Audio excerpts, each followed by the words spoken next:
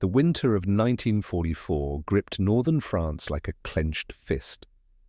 The forests around Saint-Dié-des-Vosges were silent, except for the rasping breath of men hiding beneath torn tarpaulins and frostbitten branches. Snow covered the wreckage of German convoys and burned-out villages, white graves for the fallen. Among them crouched a man who wasn't supposed to be there. A man with a radio that wasn't supposed to work. His name was Captain Thomas Hale, a communications officer with the British SOE, the Special Operations Executive. To most of his superiors, he was an eccentric signaller, obsessed with tinkering and improving his radio transmitters. To his men, he was half genius, half lunatic. But to the Germans, soon enough, his voice would become the ghost that led them to ruin. Hale had been dropped into France 3 weeks earlier, part of a fractured mission meant to re-establish contact with a local resistance cell, codenamed Marianne. The Allies were pushing east after the Normandy breakout, but the Germans were far from finished. The Vosges Mountains had become a nest of rearguard ambushes and desperate stands. Entire villages vanished in artillery fire. Civilians were executed on suspicion alone. By late November, morale among the partisans was near collapse. Ammunition was low, the cold was merciless, and the Germans were everywhere. Hale's arrival should have brought hope, but when his radio arrived, the men laughed. It wasn't a proper field set, not the kind the resistance expected. Instead, it was a cobbled-together box of scavenged parts, bits of civilian receivers, aircraft wiring, and an odd-looking dial that glowed faintly when turned. Hale called it the Phantom. The others called it Hale's toy. But Hale had a plan, one born from desperation and madness. "We can't fight them with bullets," he told the local leader, a gaunt French schoolteacher named Henri Duval. "But maybe we can make them fight ghosts." Duval stared at him like he'd gone insane. "Ghosts?" "Deception," Hale replied. "A message here, a signal there. We make them think there's an entire Allied regiment in these hills." The idea seemed absurd. The Germans were methodical, ruthless. They didn't scare easily. But Hale's confidence was contagious, and the resistance had nothing left to lose. That night, under a full moon veiled by fog, Hale powered up the Phantom for the first time. The radio hissed and whined like a wounded animal. Static filled the abandoned farmhouse that served as their hideout. His gloved fingers twisted dials, his eyes fixed on the faint glow of the vacuum tubes. Then a pulse, a transmission. "This is Phantom Base, calling Outpost Bravo, report movement." His voice, calm and clipped, crackled into the void. On another frequency, one the Germans routinely monitored, the message drifted through the ether. Within hours, Wehrmacht operators near Epinal picked it up. Unknown to them, Hale's signal had been perfectly tuned to mimic the Allied encryption rhythm. To the Germans, it sounded authentic and threatening. Reports of Allied activity in the Vosges began to trickle upward. By dawn, the deception had begun. Over the next few days, Hale and his team transmitted Phantom reports, sightings of non-existent supply convoys, orders for imaginary paratroopers, requests for artillery support that didn't exist.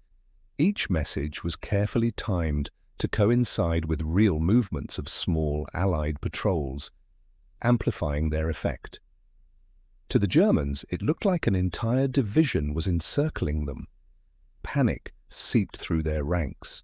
At a command post near Gerama, a nervous lieutenant slammed his fist on the map table. "They're everywhere! We've intercepted 7 transmissions in 2 days. They must be preparing a breakthrough." But the truth was darker still. There were fewer than 30 resistance fighters in the region, starving and exhausted. For Hale, it wasn't just about tricking the enemy, it was about buying time. Every false message delayed a German advance, saved a village, spared lives, yet with each transmission the risk grew. The Gestapo had begun triangulating his signal. The Phantom was no longer invisible. One night, as snow thickened outside, Duval confronted him. "They're closing in, Thomas. You're gambling with our lives." Hale didn't look up. He was soldering a broken connector, the light flickering on his face. "War's a gamble, Henri. I'm just making sure the odds are in our favor." The next morning, a reconnaissance patrol returned with chilling news. A German mechanized column had halted 20 kilometers short of Saint-Dié. Their commander reported heavy Allied resistance in the hills. There was none. Hale's Phantom Army had materialized in their minds. But deception has a cost. 2 nights later, German searchlights swept across the valley. The farmhouse erupted in gunfire. The resistance scrambled for cover. Hale grabbed his radio, shouting for his men to scatter. The Phantom hissed one last time before a mortar shell shattered the roof. When the smoke cleared, Hale was gone. Only the radio remained, cracked, sparking, but still faintly glowing in the dark. Duval retrieved it from the rubble, blood on his hands. He didn't know if Hale had lived, but he knew the signal had to continue. The next night, the Phantom spoke again. "This is Phantom Base, still holding." The Germans heard it, and they believed. The storm was just beginning. The blizzard raged over the Vosges mountains like a living thing, howling, biting, erasing every sound but the hum of engines somewhere in the dark. The resistance hid among skeletal trees, their breath white in the moonlight, rifles clenched with the numb desperation of men outnumbered 100 to 1. The German counteroffensive had begun, and their only defense was a ghost, a voice on the airwaves. Henri Duval hunched over the battered transmitter that once belonged to Captain Hale. The Phantom, scorched and cracked, still pulsed with dim blue light. Hale had vanished in the chaos 2 nights earlier, presumed dead. Yet his voice, his legacy, still whispered through the static. Duval's hands trembled as he adjusted the dials. "Phantom Base to Battalion Delta. Reinforcements arriving from Epinal. Hold your positions." The words were pure fiction, but somewhere in the dark, German operators would intercept them. Somewhere, a colonel would wake to the illusion of Allied armor moving through the snow. Miles away, Major Klaus Reinhardt of the 11th Volksgrenadier Regiment listened as his communications officer replayed the intercepted voice.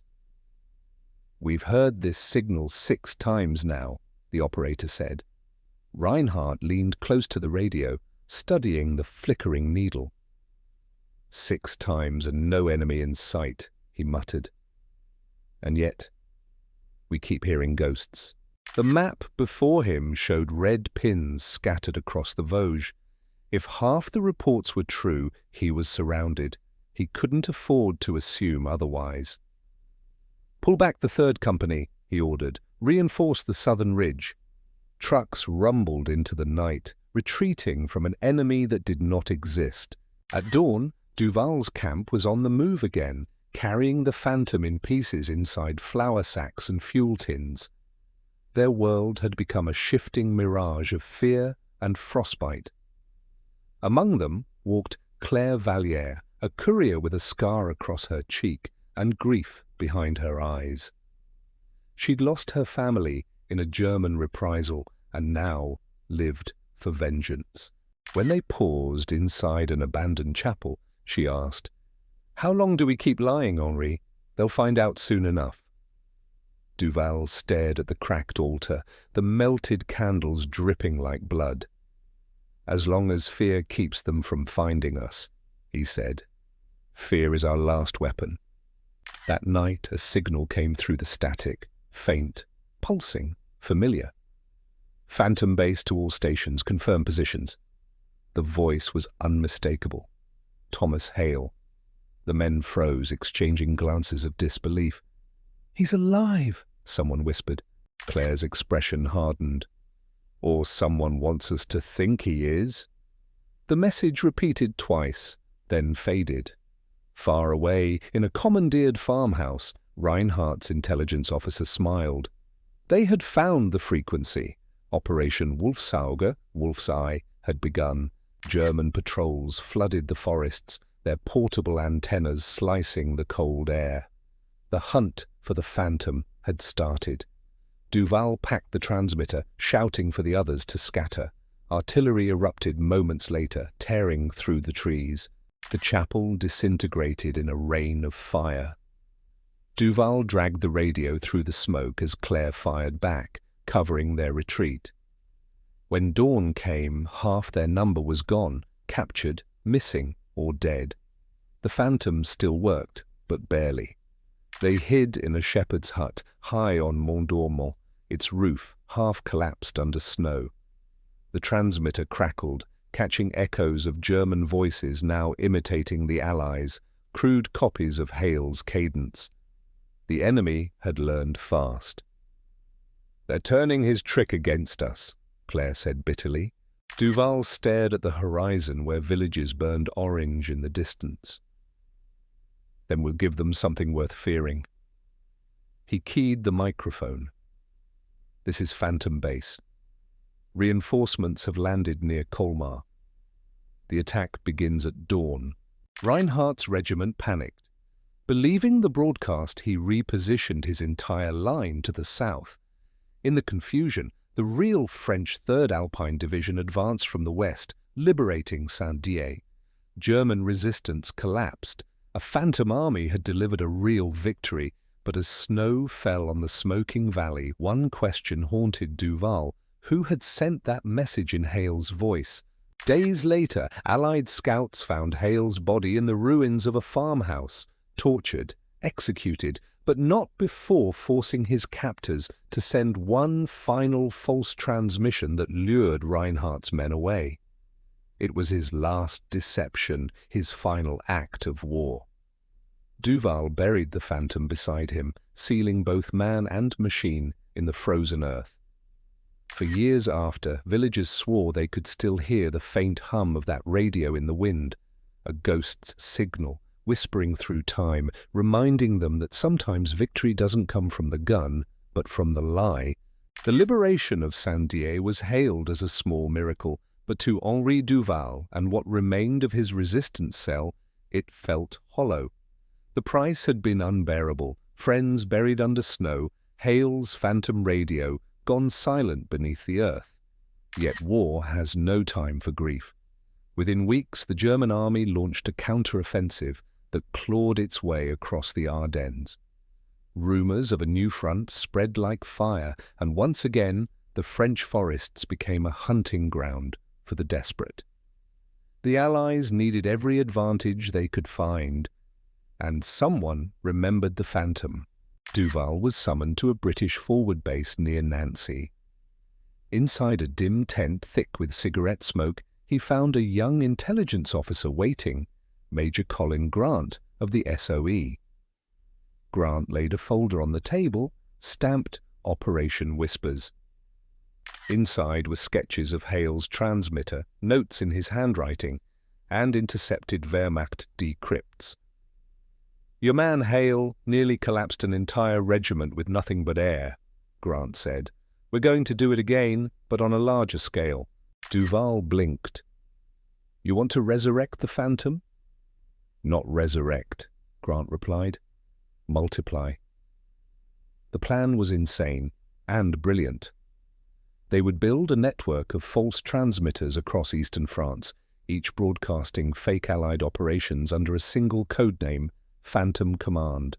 If successful, the Germans would be paralyzed by conflicting reports, never knowing which movements were real. Duval hesitated. He'd buried that part of the war, quite literally. "And what happens," he asked quietly, "when they start hunting the voices again?" Grant met his gaze. "Then we make sure they chase the wrong ghosts." By January 1945, the Phantom Network was alive. In barns, basements, and ruined villas, a dozen operators took to the airwaves, their signals crackling with coded transmissions that painted an invisible army marching across the continent. Fake orders called for phantom paratroopers. Ghost battalions requested fuel. Entire convoys appeared on German maps that never existed. To the enemy it looked like chaos, and chaos was the goal. Yet every lie carried weight. For every success there were close calls. Operators caught, villages raided, families executed for harboring spies. The cost of deception was measured not in bullets, but in blood. Claire Valliere, hardened by months of running, had become one of the most skilled phantom operators. Her hands never shook, even as artillery thundered miles away.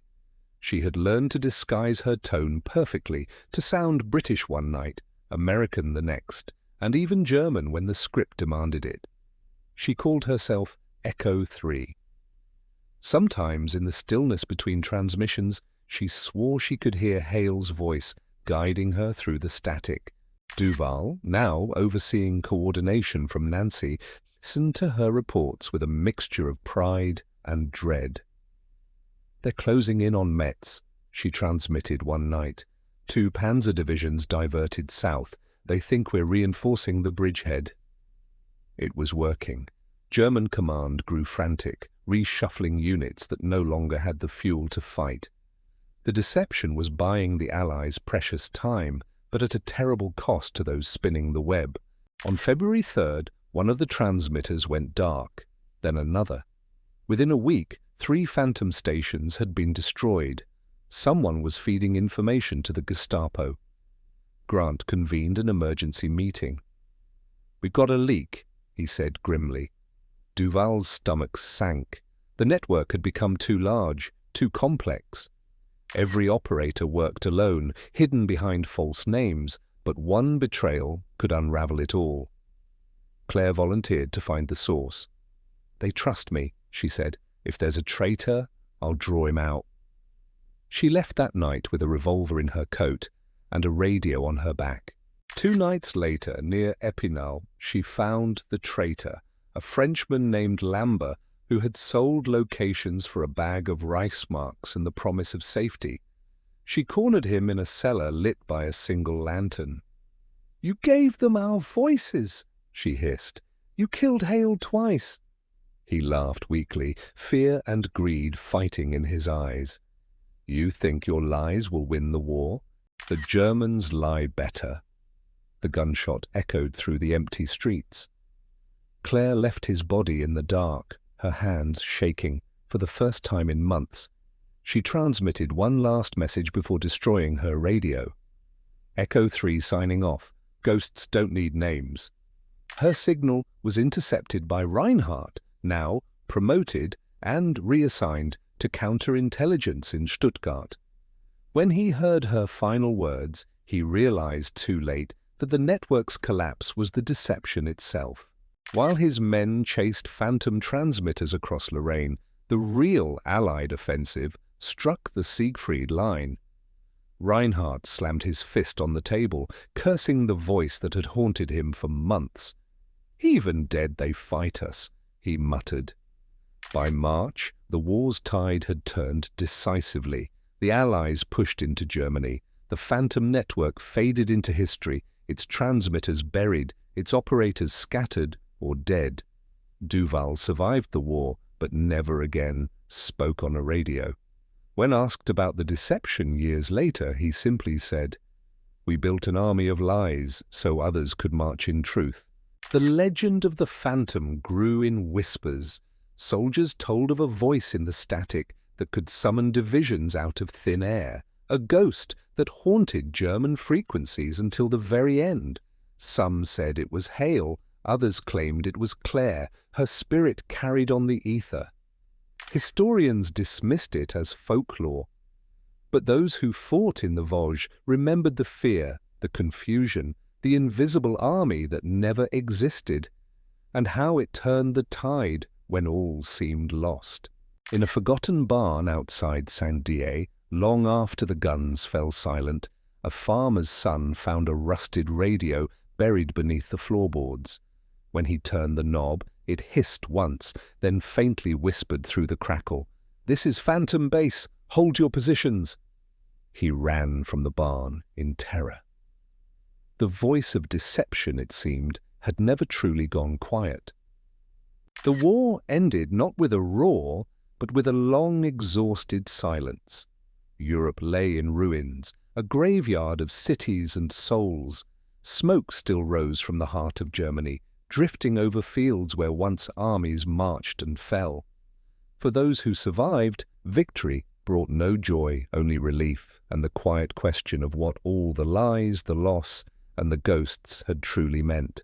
In the spring of 1945, Henri Duval returned to Saint-Dié, the town that had once been a battlefield of shadows. The streets were little more than charred stone. The church where the resistance had hidden the phantom was gone, reduced to rubble. Only the valley remained the same, still, cold, indifferent. Duval stood there for hours, clutching Hale's old insignia in his hand. He had survived, yes, but the voices of the fallen clung to him like the lingering smell of smoke. When the war crimes trials began, Duval was summoned to Paris to testify about his role in Operation Phantom Command. In the sterile courtroom, under the bright electric lights, his words felt small compared to the horrors unfolding in the docks, the camps, the executions, the endless cruelty laid bare.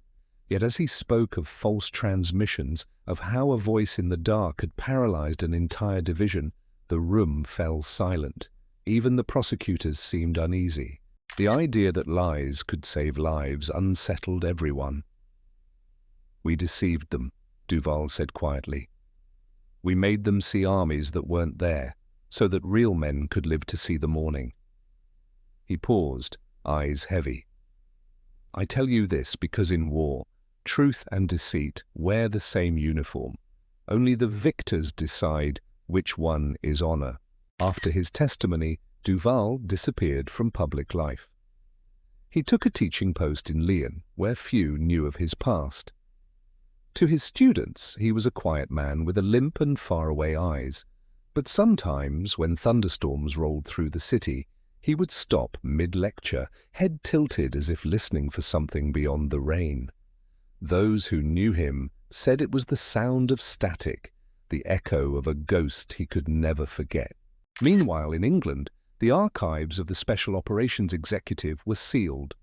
Reports about the Phantom, Hale's inventions, and the fake radio transmissions were classified for decades. Historians debated whether the deception truly changed the outcome of any battles. The official record would later note, "No definitive evidence supports the operational impact of the so-called Phantom Network, though anecdotal accounts suggest localized confusion among enemy units." But the soldiers who fought in the Vosges told a different story. They spoke of intercepted signals that sent German columns retreating into ambushes. They spoke of fear spreading faster than gunfire, and they spoke of the strange, calm English voice that haunted the airwaves, ordering invisible troops to hold their positions. In 1962, a BBC journalist tracked down Claire Vallière's surviving relatives. They showed him her last message, preserved on brittle paper, Echo 3 signing off, "Ghosts don't need names." The recording of her final transmission, recovered from an Allied monitoring post, was later played on air. For a moment, listeners across Britain heard her voice, soft, steady, unwavering. The sound crackled with age, but the words still carried weight. It wasn't just the echo of war, it was the echo of purpose, of courage disguised as deceit. Major Klaus Reinhardt, the man who had once hunted her and Hale, lived long enough to hear that broadcast. By then, he was a retired officer in Stuttgart, bitter and forgotten. When the reporter asked for comment, he only said, "We were beaten, not by their guns, but by their ghosts." Then he turned off the radio and never spoke of the war again. Time buried the details, but legends have a way of surviving where truth cannot. In Saint-Dié, children grew up hearing tales of the voice in the snow, a phantom soldier who spoke through old radios on stormy nights, warning of danger before it came. Some said it was hail, others believed it was Claire, her spirit carried on the waves. A few claimed it was the collective memory of the resistance itself, France whispering back against the darkness that once tried to silence it. In 1984, during the restoration of a farmhouse near the old front line, workers uncovered a rusted metal box sealed beneath the floorboards. Inside was a small radio transmitter, its tubes blackened with age, and a single note written in faded ink. For those who speak when silence would be safer. The phantom had been found again, decades after it last spoke. Museum curators later placed it behind glass, labeling it simply Unknown Resistance Radio, 1944. But for those who looked closer, faint scratches on the side spelled out a name, Hail. Today, historians debate the morality of wartime deception. Was it manipulation or mastery? Heroism or hubris? Perhaps, as Duval once said, there is no line between truth and lies in war, only survival. The phantom remains proof of that blurred boundary, an artifact of a time when voices mattered more than bullets. It was not just a radio, it was the embodiment of hope weaponized. Every November, on the anniversary of Saint-Dié's liberation, a handful of aging veterans still gather by the forest edge. They light a candle, place it near the ruins of the chapel, and tune a small hand-cranked receiver.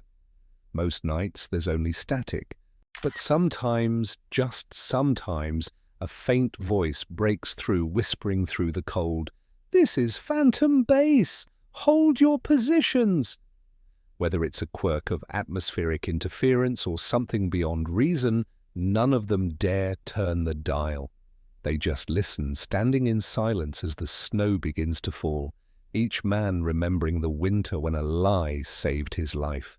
The war may have ended, but its echoes never fade. For the men and women who fought in the shadows, truth was a weapon as deadly as any rifle. Their legacy is not written in medals or monuments, but in invisible waves that once carried courage across the frozen air.